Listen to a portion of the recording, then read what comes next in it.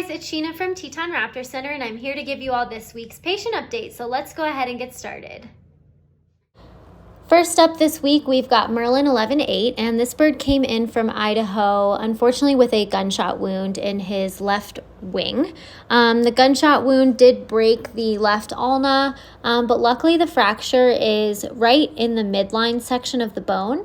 So we don't need to think about surgery, and we hope to keep this bird in a wrap for the next few weeks and continue cold laser therapy and physical therapy while this heals. Next up this week is Red-Tailed Hawk 11-8, and this bird came in from Lander, Wyoming. When we first got this bird in, we had heard that it was just sitting on the ground in the middle of a field, away from cars and roads and windows, so we know it wasn't some sort of collision incident. However, his x-rays look great. We do need to do further diagnostics and look and do a lead test to see if there's any lead in this bird's blood. He is exhibiting some of the symptoms that are related to lead poisoning. So until we get those results back, we will be able to treat with supportive care, but he is currently in our supplemental oxygen ICU and is doing well so far.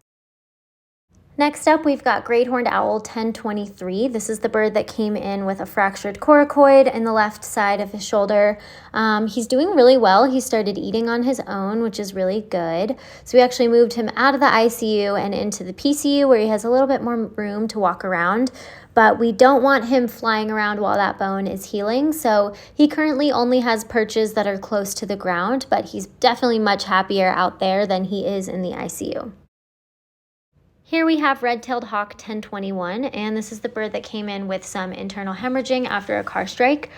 We did some further tests and noticed that this bird had a hard time clotting his blood after a blood draw, which can often be indicative of some form of rodenticide. So as a result, we are treating him for potential rodenticide, and the treatment that we use is just vitamin K injections or oral supplements. So he's going to get that every day, and hopefully we'll see some improvement with him.